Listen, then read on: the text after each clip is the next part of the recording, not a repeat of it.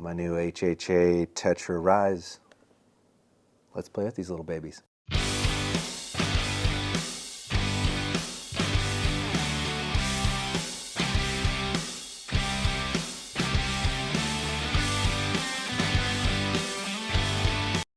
Hello and welcome back to the YouTube channel. MFJJ here with PodiumArcher.com talking about the new Tetra Max RYZ and Tetra Inline Picatinny.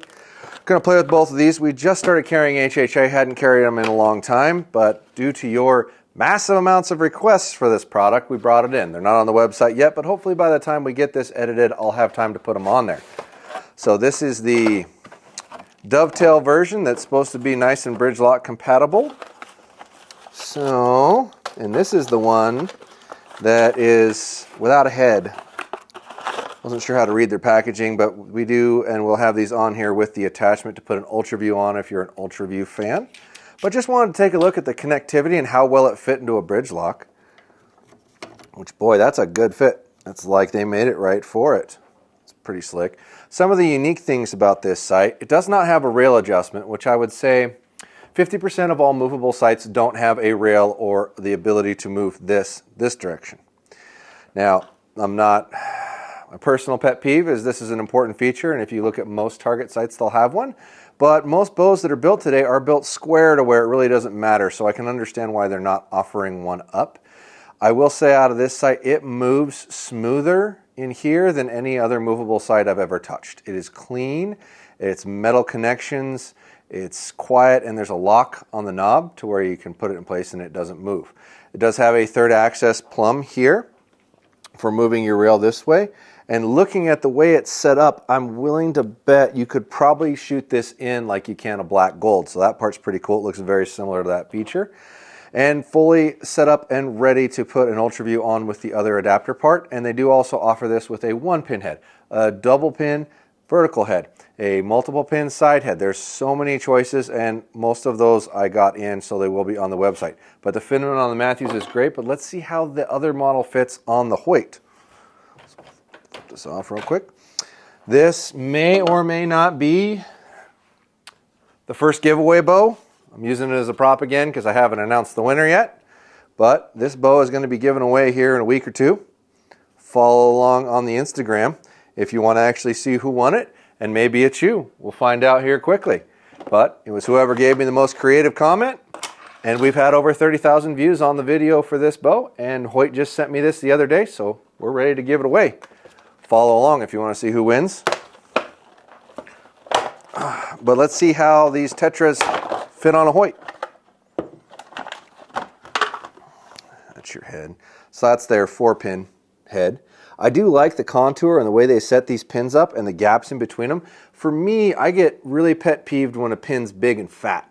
It's very hard to aim with. These things look really great when they're bigger at like 20 yards, but as soon as you try to shoot some legitimate distance with it, it's very difficult. It does have this photochromatic ring here that covers up the fiber for when it's really bright outside and then comes back off for when you need the low light transmission. So you'll see the brightness of those things contour and change. I don't know if you can see that on there, Jason. Not very well. All right. Well, it does make a pretty big difference in natural daylight, but regardless, these are a pretty slick system, and that's the Picatinny attachment, which looks just the same as the dovetail attachment when you compare the two. So it's the same attachment piece here. This part looks like it's the only part that's different, and my guess is you can probably buy that as a secondary piece. I did not look, but I'm willing to bet it's possible. But let's see how this mounts up.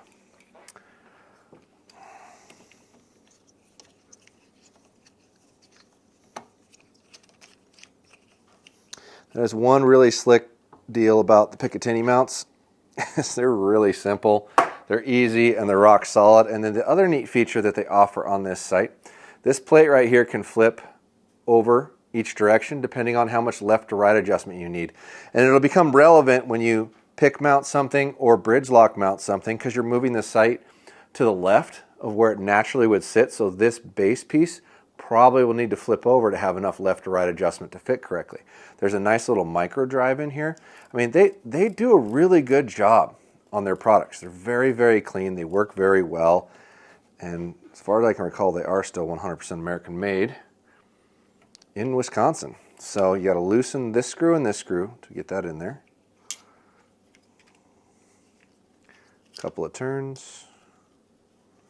Couple of turns. Okay. And then it just slides up and down. And if I'm going to turn this so you can see it, Jason, there's lines on here that you can match up with where that is. So you have a reference if you ever try to move it on how far you're moving it.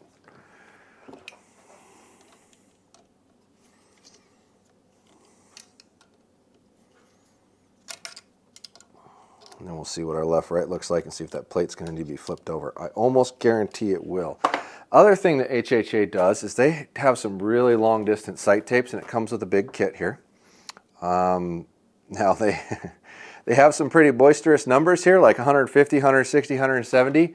Folks, you can't shoot that far without running into your arrow, so there's no way you're going to get that far on those, but a lot of the sight tapes stop at 80 to 100, and these come with sight tapes that are longer, so that's cool for you TAC fans out there that like to go with that kind of shoot. Let's take a look at where our left to right would naturally sit here. So that's going to need to come way in. I guarantee you're going to need to flip that plate over. So since I need to do that, I can show you how to do it. It's really simple. We had to do this. I want to say Tim put one of these on his bow, and we had to flip it over because it didn't line up either. So, all right. So this plate right here, this piece, is what we're going to flip over. We're going to take this screw out altogether. So you can see that one right there and that one right there.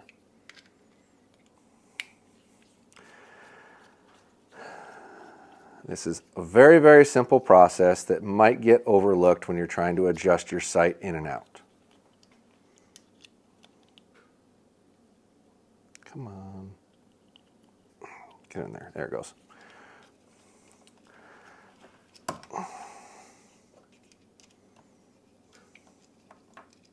Okay. Flip this in.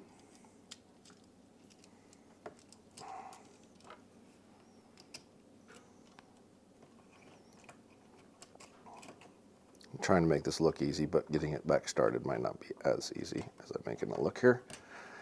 Let's see here, am I crossing? There, that's better.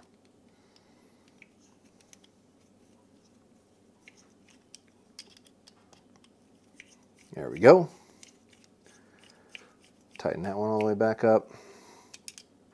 And that's your level adjustment here. We'll get it on first and take a look. Slide that back in there to whatever distance you want. And we've effectively moved the whole head that way, like half inch, 3/4 of an inch. And that should line up a lot better with our sight picture to where you get an adequate left to right. This still has a micro drive left to right in it too, right here, which is sweet. Brings it in and brings it out. It's very clean, very easy to move. Let's take a look here. Okay, that's about where you would start left to right. So that is now adequate for that adjustment. And like I said, it doesn't have a rail adjustment, but on most modern bows, that doesn't matter. What that was used for is when this string isn't square with the bow itself. So a lot of the older cam systems would have a left to right variant in them, requiring you to adjust the rail. So it's not as big of a deal as it used to be. I still get a little hung up on wanting ones that have a rail adjustment because I've had one my whole life in the target world. It's relevant in that world, but most of the average guy will never touch that feature, so it's not super important that it doesn't have it. And once again, this is the smoothest moving sight. If you haven't actually tried to slide one of these, it's pretty incredible how clean they do move. And they are rock solid, durable, been around a long time. If I remember correctly, don't hold me to this, internet, tell me if I'm wrong, HHA was the second sight company to make a movable sight. The first one was Sightmaster, and they were made out of plastic, but HHA, if I remember right, was the first to make it out of metal. And I had one of their sights, oh man, probably about 2000, and I thought it was called, it was the original Optimizer, and it was a bigger body, but it looks just like an OL 5000 does now. They've been around a long time, and they always had a really good scope head visually, so very impressed with their products. And like I said, they will be on the website. Comment down below if you have questions, comments. This is a stupid site. It's the greatest site ever. I've had a million of them, and I've never had a failure, etc. Whatever you want to put down there, I'm glad to hear all of it. Make sure to follow along on our YouTube and our Instagram if you want to see who this bow goes to. And if they choose to have us build it or not, that's totally up to them. We can just put it in a box and send it to them, and they can do whatever they want with it. But we're going to give that away soon, so make sure you're following along. Like and subscribe. See you later.